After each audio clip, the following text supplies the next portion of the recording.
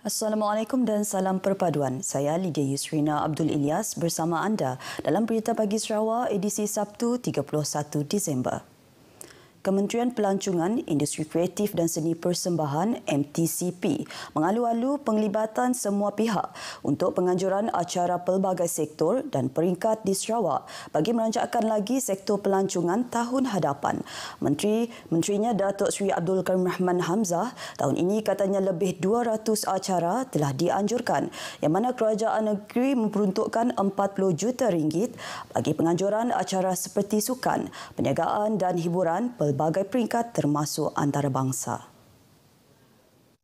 Jelas Datuk Seri Abdul Karim walaupun tidak mendedahkan jumlah dana sebenar bagi penganjuran acara negeri bagi tahun hadapan, beliau yakin kerajaan negeri sentiasa menyediakan dana yang besar untuk perkara tersebut yang pastinya akan memberi manfaat kepada pertumbuhan ekonomi Sarawak. Beliau memberitahu demikian kepada pemberita selepas majlis serah tugas beberapa jawatan di kementeriannya di Kuching. Dalam pada itu, majlis serah tugas tersebut adalah antara Setiausaha Tetap MTCP, Datuk Hee Chang Kee yang akan berpindah ke Jabatan Premier Sarawak sebagai Timbalan Setiausaha Kerajaan Negeri dengan Residen Bahagian Kuching, Datuk Sherina Huswaini. Manakala bagi Kementerian Belia, Sukan dan Pembangunan Usahawan pula, Setiausaha Tetapnya Nancy Jolhi akan berpindah ke Jabatan Muzium Sarawak sebagai pengarah dan diganti oleh Ketua Pegawai Eksekutif Perbadanan Sukan Sarawak, Moshidi Frederick. Jabatan Bomba dan Penyelamat Malaysia JBPM bercadang membina 5 buah balai bomba baru di negeri ini. Pengarah JBPM Sarawak, Datuk Hirudin Rahman berkata, balai bomba baru itu adalah di Julau, Lubuk Antu, Dalat, Sungai Asap dan Batu Kawah.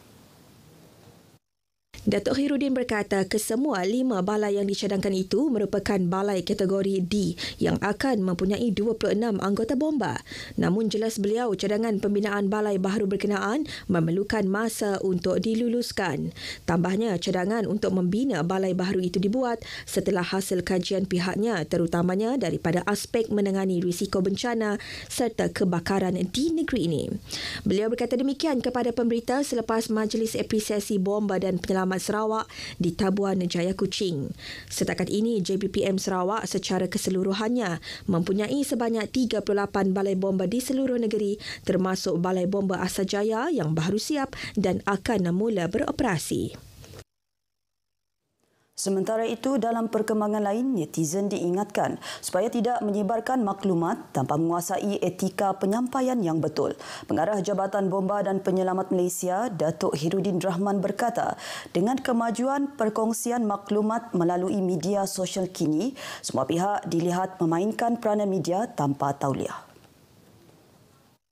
Ujar Datuk Hirudin, ia merupakan satu perkembangan yang membimbangkan kerana boleh menjadi punca berita palsu susulan penyebaran maklumat tanpa pengesahan. Sebab mereka nak melapor, tujuan baik, tetapi kadang-kadang bila mereka tidak mengikut etika reporter ni, ada benda-benda yang mereka yang tak patut dilapor di share. Kan kes pendarahan muka yang ni bagi dia seronok dia, tapi bagi bangsa, keluarga bangsa, waris bangsa, apa macam perasaan mereka. Oleh itu, beliau mengingatkan masyarakat untuk memainkan peranan dengan melaporkan sebarang kejadian kepada pihak berwajib terlebih dahulu sebelum menyebarkan gambar atau video tanpa usul periksa. Dedahnya lagi, sepanjang tahun ini saja, Bomba Sarawak telah terlibat dalam 9,875 kes meliputi kebakaran, penyelamatan, tugas-tugas khas dan panggilan palsu. Datuk Hirudin bercakap kepada pemberita selepas Majlis Apresiasi JBPM Sarawak di Tabuan Jaya. Dalam majlis itu, beliau telah menyampaikan sijil penghargaan kepada 23 pengamal media di Kuching yang banyak membantu menterjemahkan peranan jabatan terbabit. Wartawan RTM Syadikin Bahrain turut tersenarai sebagai antara penerima sijil penghargaan berkenaan. Polis menahan seorang pejabat awam bagi membantu siasatan kes cabul di sebuah pusat perubatan di Kuching. Pemangku Ketua Polis Daerah Kuching, Superintendent Merbin Lisa berkata, tangkapan terhadap suspek lelaki tempatan yang berusia 28 tahun itu dilakukan susulan laporan polis yang telah dibuat oleh seorang wanita tempatan berusia 34 tahun dipercayai mangsa cabul. Menurut laporan, dalam kejadian yang berlaku pada 29 Disember kira-kira pukul 11.30 pagi, suspek telah mengambil kesempatan mencabul kehormatan mangsa ketika menjalankan prosedur pemeriksaan secara bersendirian di dalam bilik rawatan. Suspek yang merupakan pegawai perubatan di institusi tersebut telah ditahan pada hari yang sama pukul 5.30 petang. Kes disiasat di bawah Seksyen 354 Kanun Keseksaan yang membawa hukuman penjara maksimum 10 tahun atau dengan denda atau dengan sebat atau dengan mana-mana dua daripada hukuman-hukuman berkenaan jika disabitkan bersalah.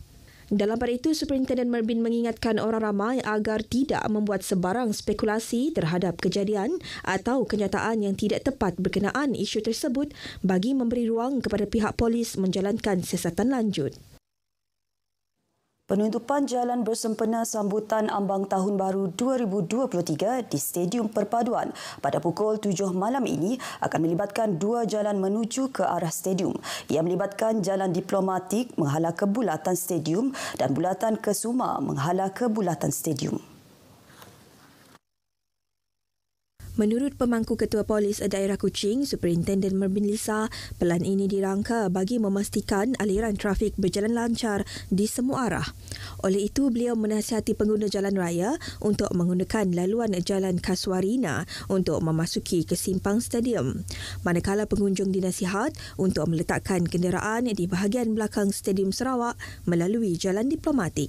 Beliau dalam pada itu turut menasihat pengguna jalan supaya tidak meletakkan kenderaan di bahagian jalan di sepanjang jalan stadium bagi memastikan aliran trafik tidak terganggu. Selain di stadium, orang ramai yang mengunjungi dan meraihkan sambutan Tahun Baharu di sekitar kawasan tebingan Sungai Kuching juga dinasihatkan untuk tidak meletakkan kenderaan di bahu jalan Main Bazar, Jalan Tun Abang Haji Openg dan Jalan Gambir. Rangkuman siri kedua ini mengetengahkan tentang peruntukan hampir 1 bilion ringgit oleh Kerajaan Sarawak. Ia bagi melaksanakan pakej bantuan khas Sarawak Ku Sayang PKSS 9.0 merangkumi 5 inisiatif bagi tempoh 6 bulan mulai Julai hingga bulan ini. Bantuan yang diumumkan oleh Premier Datuk Patinggi Tan Sri Abang Johari Tun Openg itu adalah untuk meringankan beban kos sara hidup akibat inflasi yang meningkat sehingga 3.2% di Sarawak. Antara inisiatif tersebut adalah diskaun bil elektrik 5% sehingga 25% kepada pengguna domestik komersial dan industri termasuk pengusaha peruncit makanan sekaligus memberi manfaat kepada 685,000 pengguna dengan kos RM201.76 juta.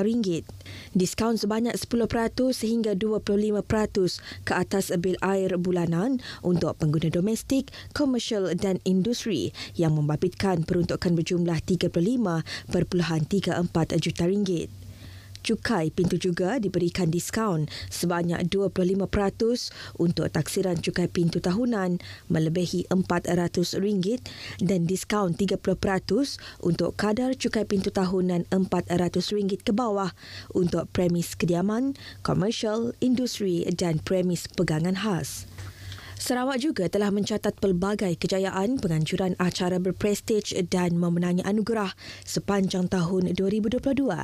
Antaranya 3 anugerah antarabangsa serta pingat emas yang berjaya dirangkul oleh 3 pasukan konvensyen kumpulan inovatif dan kreatif daripada Perkhidmatan Awam Sarawak pada konvensyen antarabangsa mengenai kumpulan kawalan kualiti ke-47 di Jakarta, Indonesia. Sementara itu, Persekutuan Institut Wanita Sarawak SFWI telah menganjurkan Persidangan Kawasan Wanita Negara Bersekutu Dunia ACWW ke-13 untuk Asia Tenggara dan Timur Jauh dari 4 hingga 6 Julai lepas di Kuching yang turut dimeriahkan dengan kehadiran Raja Permaisuri Agong Tunku Azizah Aminah Maimunah Iskandariah.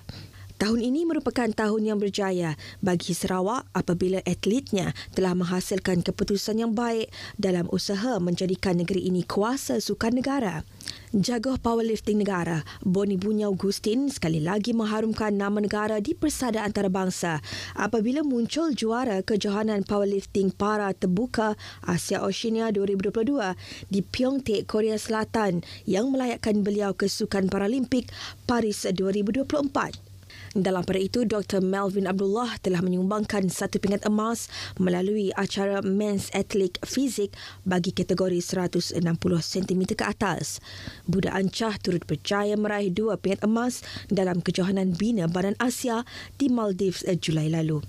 Atlet berusia 50 tahun itu merangkul pingat emas kategori 68 kg dan kategori Masters. Semoga tahun baru 2023 bakal membawa Sarawak lebih cemerlang di persada antarabangsa. Selamat Tahun Baru kepada semua anak negeri Sarawak dan juga warga Malaysia secara amnya. Dan semoga tahun hadapan kita akan berada dalam keadaan lebih aman, lebih bersatu padu. Selamat Tahun Baru kepada seluruh rakyat di Malaysia. Selamat Tahun Baru 2023. Saya pasti kita mengharapkan sesuatu yang baru.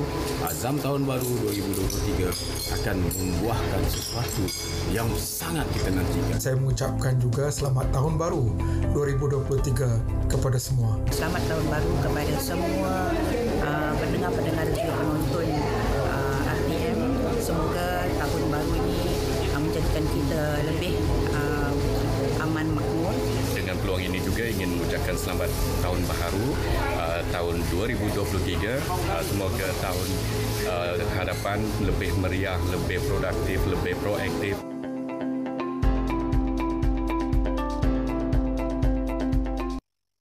Selamat menyambut Tahun Baharu 2023. Assalamualaikum, salam perpaduan.